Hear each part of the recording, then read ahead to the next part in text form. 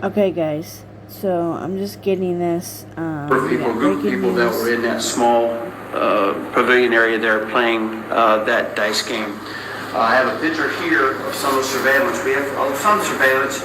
This is just a kind of dark look at it, but this is as the three individuals had just left the car and they're heading towards that pavilion area where there are some men and one child playing dice. There are a total of 7 victims. 2 victims are deceased. The deceased victims are 21 years old and 24 years old. The others are a 23-year-old, a 22-year-old, a 27-year-old, a 29-year-old, and unfortunately an 11-year-old. What? I will tell you that the white car that they pulled up in has been recovered. That is this car here. That white Sonata is the one there that we have recovered, and we're obviously processing this. Now is the time that we talk about we need help from the community. Now is the time that we say this is unnecessary violence. This can't happen. We need to talk to our children. We need to talk to our schools. We need to talk to our clergy. We need to talk to people and say this is unnecessary. But you know, it's also a time to talk about personal responsibility, because the people that are responsible for this are the 3 people that are in this picture right here. These 3 are responsible. There's one more that left and stayed in the car in the driver's seat of that white car so they can make a quick getaway. But let's talk about personal responsibility. Let's talk about the community involvement. Let's talk about why this took place. Why? Let's talk about the fact that someone knows who these 3 people are. Someone knows where these people stayed last night. Someone knows that there was a white car that they've been driving. One of them had been driving. Someone knows that. And when I talk about personal responsibility, I'm not just talking about the ones that pulled the trigger. I'm talking about the ones that knew about this, that knew about it beforehand, the ones that knew about it after the fact. Okay, so I had no idea, you guys, that this was happening. I had just seen it on JRL. I don't really care for him. Don't know nothing about him very much. I don't listen to all the hate on him. Now I plugged this in. Let me reclose all this.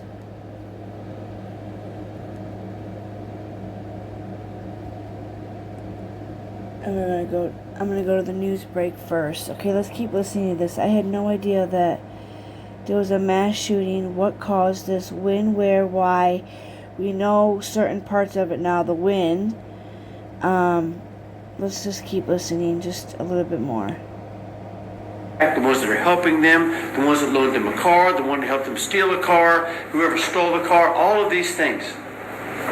I'm talking about the family that noticed a white car that they had never seen before right next door or parked in the back. And they're thinking, no, what's going on with that white car? And give us a call. That's what I'm talking about when I say personal responsibility. Because, yeah, we can do all the mentorship programs in the world, and we do. I have Commissioner May here with me, and he does a ton of mentorship programs, a ton of athletic events. Because when we had our roundtable, gun violence roundtables a couple of years ago, it was, oh, we need more things for the kids to do. Well, there are things for the kids to do. But there's still these people that are out there that are just destroying our neighborhoods. Yep. 7 people were shot. 2 of them were killed. One of the people that were shot was 11 years old. 11-year-old. Now, talking about the community working, talking about the community helping us out, talk about personal responsibility, community responsibility. Let's talk about the fact that there's a mother that will not let her child talk to law enforcement. That was there. There's a witness at this situation, and they would not let him talk to law enforcement. Let's talk about the fact that there have been shootings we've had where no one knows anything about anything. No one knows who did it. Yet somehow, oddly enough, there's retaliation. Yep. So someone knows, and they don't care to talk to us. They don't care to talk to anyone. There are families that know what's going on. And if we don't embrace our kids from an early age, if we don't embrace them now and say, hey, I think you're going the wrong path, this is going to continue. That's just me talking, because we've seen this sort of thing. These are the conversations that we're going to have. I do want to turn it over for a second to Commissioner Lumen May, who has a comment or two. Commissioner? Thank you, Sheriff Simmons. First, let me just thank the Sheriff. in Stanley County, deputies in Stanley County law enforcement. They reacted quickly. As always, they have put safety as the #1 priority, and so I've had the opportunity to work with the sheriff and Chief Leiter and Ronnie Rivera and Lynn Wiggins. And I want to tell you, the Stanley County Sheriff Department, kudos to you. We certainly appreciate it, Sheriff. Thank you. Because the work that Sheriff Simmons is doing is not just reactionary after a shooting. It's the Blazer program. It's the Night Out. It's been a part of all of our youth programs, so I want to thank the sheriff. But let me just take a brief moment to talk about what we're doing in Stanley County. Immediately after we received the phone call, I was out of town. Our community center manager, Leroy Williams, reacted. Has worked with law enforcement, with our camera system, in providing them all of the information that he can possibly give them. The Marie Young Center is operated under an agreement with the Neighborhood Association, which means that many of our centers allow for the neighborhood associations to operate and run programs for the good of their communities. We certainly don't negate that it is a Escambia County facility. With that being said, we have closed the facility due to the systemic problems that we've had. We are going to investigate it. We're going to make sure that protocols were followed, that security was taken, law enforcement was informed, and that our staff was informed. As of today, we don't have all those answers. Our staff has worked diligently all night and all this morning trying to find out exactly what happened, what events were taking place, who organized the events, who were the organizers, who was responsible, and what plans were implemented for the safety of the citizens of Escambia County in that Wedgewood community. Clara Long, my director, is here, and Leroy Williams. We know the kids are out of school and they were traumatized. We're going to work with Sheriff Simmons to make sure that we have counseling, grief counseling. We're going to make sure that we provide any resources to any citizen that was there that witnessed this horrific crime against citizens in Escambia County. We don't have all the details, but I will tell you we're going to get to those details. But let me just stop for a moment and say we need the community help. We can no longer be plagued by the senseless act of violence. Law enforcement cannot enforce the law unless they're informed. So I encourage people that somebody's grandchild, that somebody's father, that somebody's brother, that somebody coached this child. We can't believe that there's not someone out there with information that can bring these people to justice. We're not just calling on county commissioners, elected officials, and the sheriff department. We're calling on this community. These senseless acts of crime has to stop. So for our faith-based leaders, our civil rights leaders, all those who are engaged in youth activities, we're going to be bringing forth harder rules and regulations and working with the sheriff that will require stricter security. And so although we want our children to be able to go into parks, we want them to be able to go into community centers, we want them to be safe havens. Community centers are meant to be safe havens. It's for children who come from single-family homes. Exactly. It's for children who are plagued by violence, that they expect to come on a Sunday, on God's day, to come into a community center to be safe. That's our responsibility, to make sure they're safe. But in order to make them safe, we have to hold people accountable.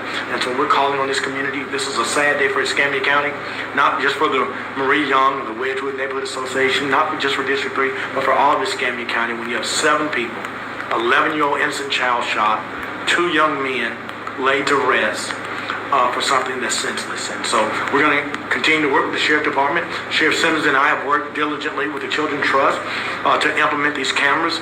We know that we need to update many of our cameras in our community centers and in our parks, in our high schools. This is nothing new. Children can't go to a high school football game. They can't go to a Little League. This is sad when the world... This guy is preaching it, you guys. This guy is really... Everything he's saying right now is so true. It's so fucking true. These kids can't go and do anything. You can't go to the mall. You can't go to the grocery store. You can't go to the movie theaters. You can't even go to school anymore. What in the... This is horrible. Now, mind you, this is in Pensacola. Mass shooting outside Pensacola. I'm just shocked. I was just surfing about to fall asleep, and second cup of coffee here. I got on the phone and seen that this was happening. I have some other news that I found out too that's been happening in Toledo. Let's finish this. This is just makes my stomach hurt. Hold on. Football game in Bellevue. They can't walk in their neighborhoods off Hampton Road and off Longleaf to come into their community center. This has to stop, and we're going to stand with this sheriff and making sure that we do everything that we can to make the citizens of Escambia County safe. And again, Sheriff, thank you for including Escambia County. Thank you. Briefly, do just want to touch on some of the things that Commissioner May talked about. You probably know by now, we're working on getting cameras. Every time we have a violent act in Escambia County, Lou and I talk. All right, what could we have done? What can make us better? We may not have prevented the one that took place recently, but what can we do to eliminate the risk moving forward? And that's what we're doing. That's why he talked about the cameras. There are cameras at Wedgwood Community Center, but we need some better cameras, and we're going to work on getting those better cameras. We have some video, and there's some better video than this, obviously, too. We're working on getting as much information as we can that we can get it out. I do want to say that our investigators, I got called last night, obviously, and our entire investigative section went out from Commander Gilmore to Colonel Ward. All of them went out to work and help with our Uniform Patrol Division, because as you can imagine, we had a rather large group there, and we had 7 victims, and they're all going to the doctor or the hospital. They're all getting treatment, and some unfortunately were deceased at the scene. So we had a large crime scene, and they did a really good job of cording down what we have at the scene, and then also to make sure the information got out. So as you can see, the white cars was recovered. These are the 3. Just a video, snapshot of a video actually, from what the video showed us. And I do want to say before I answer questions, we had one more homicide last night that you may be aware of. We got information from Pensacola Police Department that there was someone from out of state called and said, hey, he's been talking to a friend that lives here in Escambia County, and that friend is saying that he has killed his mother. And so they relayed the information to us, and we went to that address. We saw bullet holes in the window. We knocked on the door. The son, or I guess it was the son, he came to the door. Ultimately, we were able to go inside there and find his mother was deceased. She was deceased from a gunshot wound, at least one gunshot wound, and over a dozen stab wounds. So he's been arrested. And again, I think you just shake your head at why these things happen.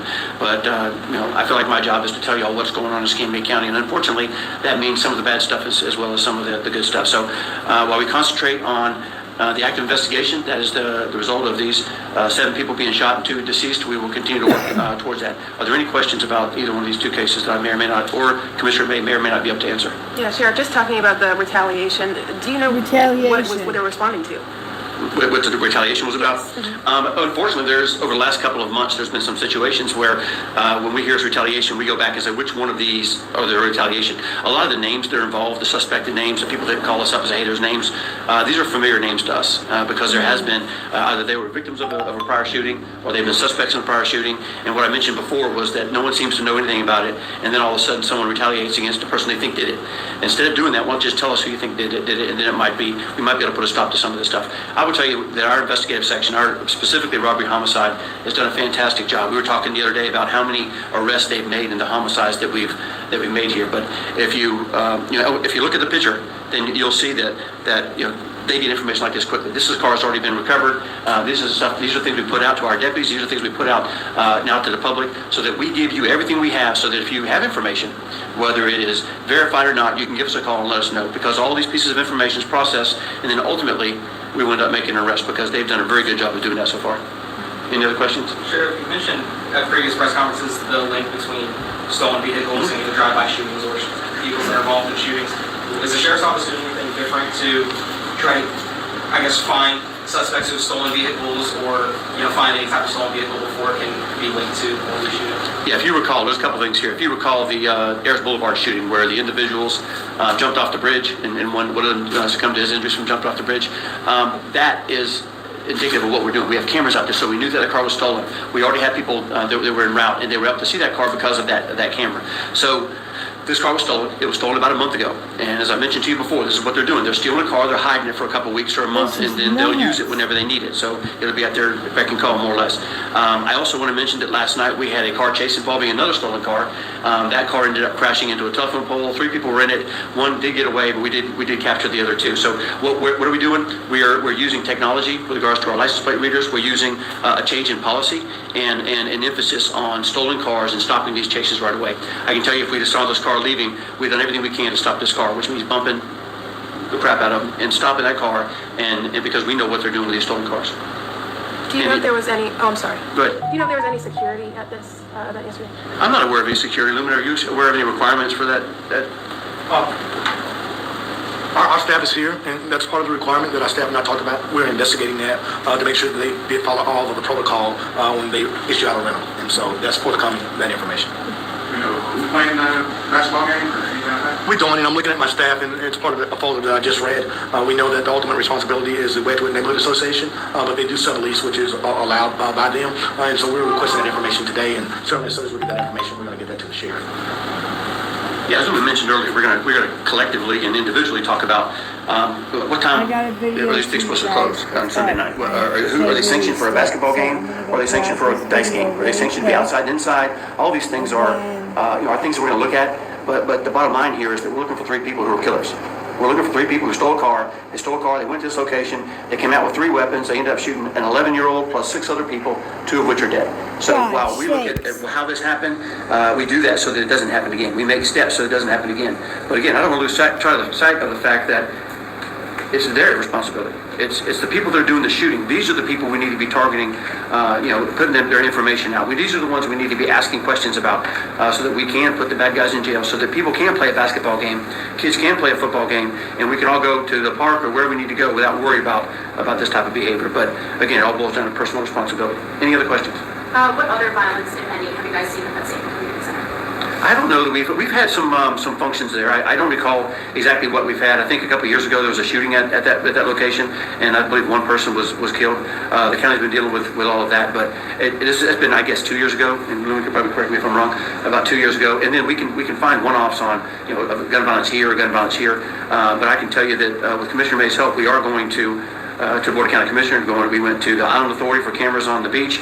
We're going to Montclair, Ayers Boulevard, Diego Circle, Massachusetts. All of these places are going to get safer and safer the more technology we get there. And we continue to add deputies to the street. We continue to prioritize fentanyl. We continue to prioritize stolen vehicles. We continue to prioritize the correlation between guns and drugs. And our guys are doing a very, very good job at that. Anyone else have anything?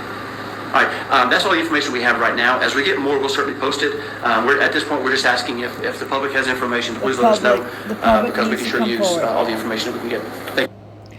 He said it right there. They need all the information that they can get. You guys, I'll see you here in a few. Love ya. Bye.